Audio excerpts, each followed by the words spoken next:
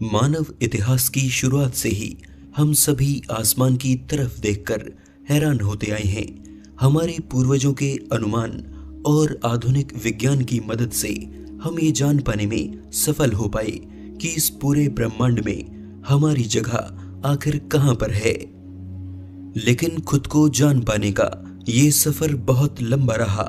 एक वक्त था जब धरती ब्रह्मांड का केंद्र मानी जाती थी और सभी का अनुमान था कि सूर्य और बाकी ग्रह धरती के चारों ओर चक्कर लगाते हैं। अगर कोई इस पर सवाल भी खड़ा करता तो उसे कड़ी सजा दी जाती, क्योंकि प्राचीन रोम में ये माना जाता कि इस पर सवाल खड़ा करना भगवान को चुनौती देना है।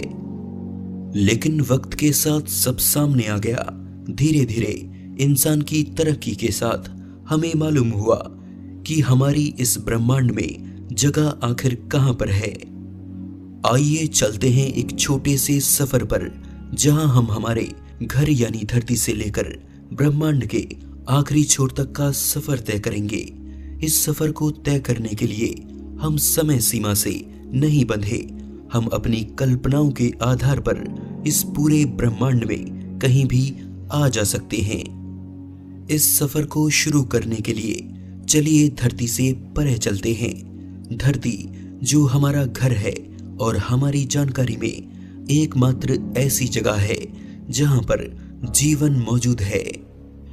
शुरुआत करते हैं हमारे सबसे करीबी पड़ोसी चंद्रमा से, जहां पर धरती जैसा कुछ भी नहीं है। न पानी, न वातावरण और न ही जीवन। ऐसा माना जाता है कि इसका जन्म आज से 4.5 अरब साल पहले धरती से मंगल ग्रह जितना बड़ा पिंड टकराने से हुआ था। उस टक्कर से निकला मलबा धीरे धीरे इकट्ठा हो गया, जो आगे चलकर हमारा चांद बना। हमारा सूर्य हमारे सौर मंडल की सबसे बड़ी ताकत है और धरती पर जीवन के लिए जिम्मेदार है।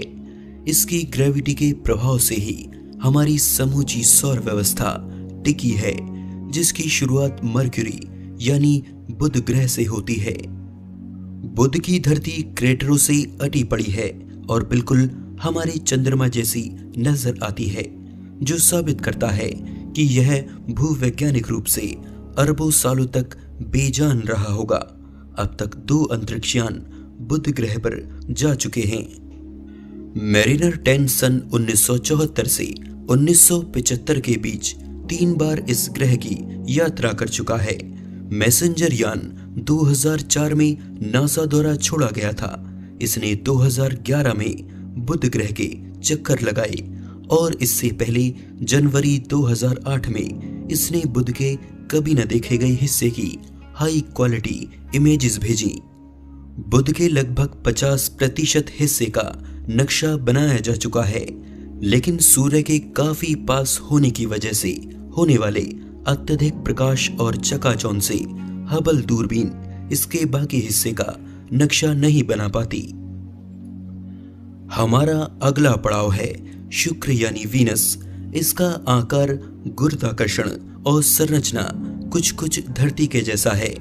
वीनस एसिड से भरे बादलों की मोटी चादर से ढका है, जिसकी वजह से इसकी सतह हमें धरती से नजर नहीं आती। इसकी सतह पर काफी मात्रा में ज्वालामुखी मौजूद है, इतने कि 100 किलोमीटर के दायरे में ही 150 से ज्यादा बड़े आकार वाले ज्वालामुखी मिल जाते हैं। ऊपरी सतह पर भारी मात्रा में बादल होने के बावजूद वीनस पर बारिश नहीं होती। हालांकि सतह से कुछ किलोमीटर ऊपर तेजाब की बारिश होती है, लेकिन वो सतह के 25 किलोमीटर ऊपर ही भाप बन जाती है। अध्ययन बताते हैं कि अरबों सालों पहले इसकी सतह पर पर्याप्त मात्रा में पानी मौजूद था, जो समय के साथ भाप बनता रहा और एक अलग तरह का ग्रीन हाउस इफेक्ट पैदा हुआ। वीनस पर जीवन नहीं है, लेकिन वैज्ञानिकों का अनुमान है कि इसके निचले और बीच की बादलों की परतों में रहने लायक माहौल मौजूद है, यानी वीनस अब भी जीवन की दौड़ से बाहर नहीं हुआ।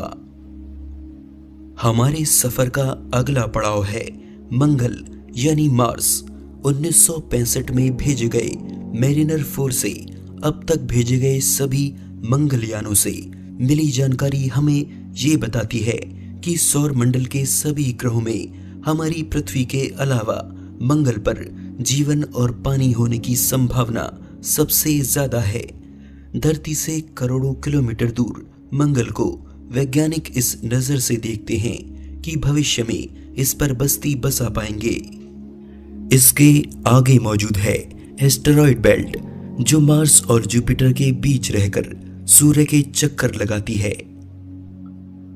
और यह है हमारी सौर व्यवस्था का सबसे बड़ा ग्रह जुपिटर यानी बृहस्पति। अपने 4 बड़े और दर्जनों छोटे चंद्रमाओं के साथ जुपिटर अपने आप में एक छोटे सोलर सिस्टम के जैसा है। अगर सौर व्यवस्था के बाकी सारे ग्रहों को मिला लिया जाए तब भी वे भार में जुपिटर का मुकाबला नहीं कर सकते। इसकी सतह पर है इसका ग्रेट रेड स्पॉट। भयंकर तूफान से बना ये लाल धब्बा हमारी धरती से 3 गुना बड़ा है। अनुमान है कि इसका ये तूफान पिछले 350 सालों से नहीं थमा। हमारा अगला पड़ाव है शनि, जो अपने शाही छल्लों से घिरा है और बेहद खूबसूरत नजर आता है। ये छल्ले बर्फ के कणों से मिलकर बने हैं और शनि की सतह से ऊपर लाखों किलोमीटर तक फैले हैं। कुल 62 चंद्रमा शनि के चक्कर लगाते हैं, जिनमें से टाइटन सबसे बड़ा और वायुमंडल को कैद कर कर रखने वाला सोलर सिस्टम का एकमात्र चंद्रमा है।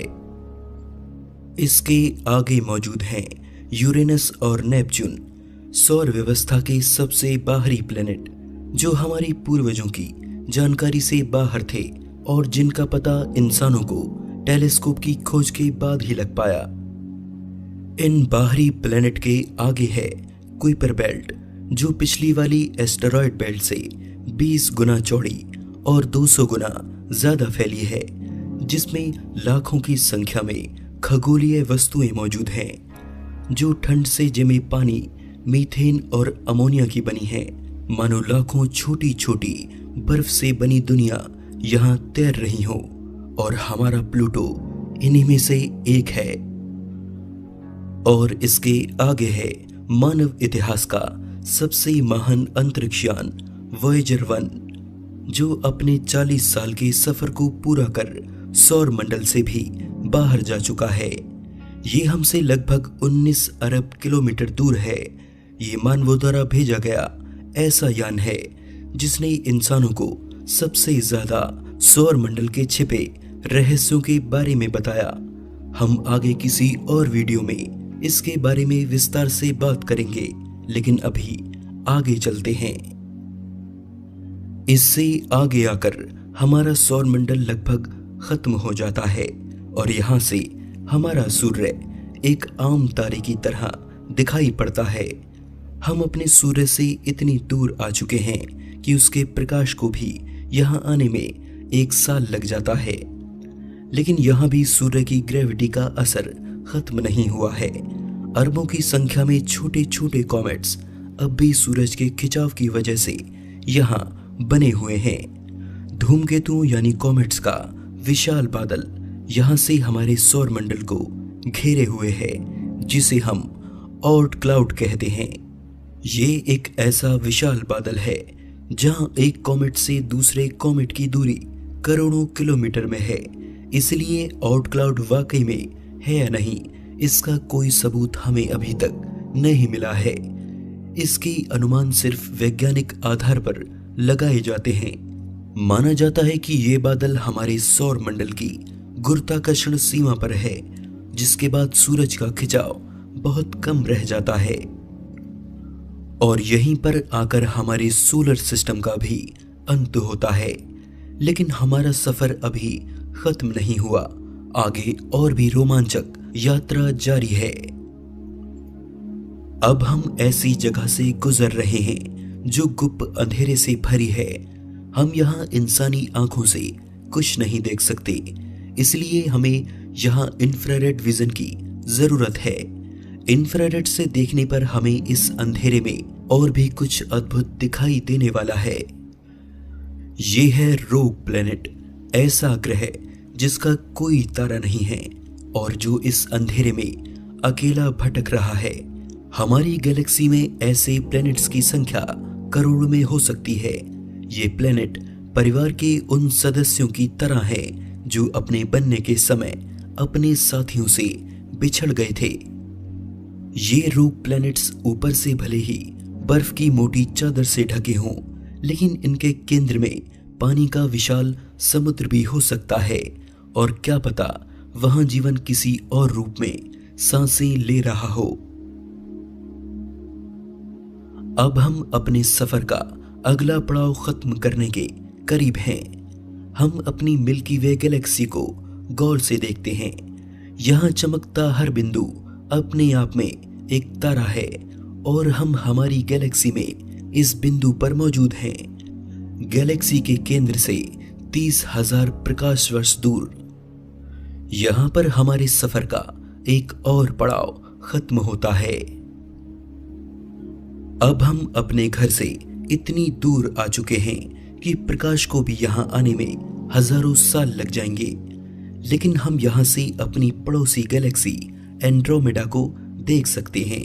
वैज्ञानिकों का अनुमान है कि हमारी मिल्की वे और एंड्रोमेडा गैलेक्सी बहुत तेजी से एक दूसरे की तरफ आगे बढ़ रही हैं और करीब 4 अरब साल बाद ये आपस में टकरा जाएंगी।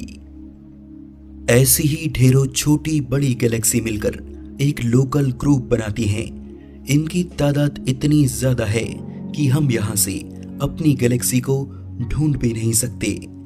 लेकिन अगर आप इसे देखकर हैरान हैं तो ये जानकर आप दंग रह जाएंगे कि ऐसे ही हजारों लोकल ग्रुप मिलकर एक सुपर क्लस्टर बनाते हैं। यानी एक सुपर क्लस्टर में ऐसी हजारों लोकल ग्रुप हो सकते हैं और यहाँ पर आकर हमें जो प्रकाश का छोटे से छोटा बिंदु दिखाई पड़ता है वो अपने आप में एक पूरी गैलेक्सी है, जिनमें हर गैलेक्सी में अरबों तारे जमा हैं।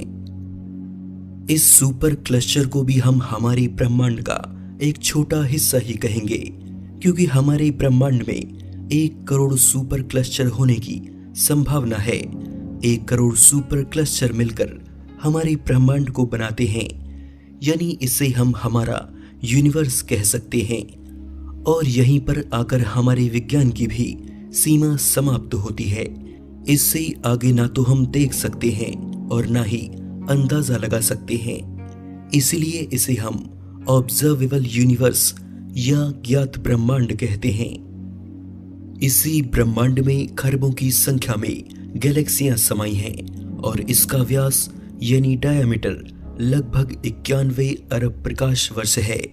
यानी इसके एक छोर से दूसरे छोर पर पहुंचने में प्रकाश को भी 91 अरब साल लगेंगे। लेकिन ये केवल ऑब्जर्वेबल यूनिवर्स का साइज है। पूरा ब्रह्मांड कितना बड़ा है ये हमें नहीं पता। शायद ये अनंत भी हो सकता है। क्या यहीं पर आकर इन सब का अंत होता है? कुछ लोग इसे अंत मानते हैं, लेकिन कुछ का मानना है कि सारे तारे, गैलेक्सीज और सुपर क्लस्टर से बना ये ब्रह्मांड समुद्र में तैरती एक बूंद की तरह है, जहां इसके जैसे और ब्रह्मांड होने की अनगिनत संभावनाएं हो सकती हैं, जिनका कोई अंत नहीं है। 2 या 2 से ज्यादा ब्रह्मांड वाले इस सिद्धांत को हम मल्टीवर्स यानी महाब्रह्मांड कहते हैं। लेकिन ये सिर्फ एक अंदाजा है और ये अंदाजा गलत भी हो सकता है। क्या आप भी अब बहुत छोटा महसूस कर रहे हैं? मैं भी। मानो जैसे इस अनंत ब्रह्मांड में हमारा कोई वजूद न हो। लेकिन हमारी सोच छोटी नहीं है। वैज्ञानिक आधार पर ही हमने इन सब बातों का पता लगाया है।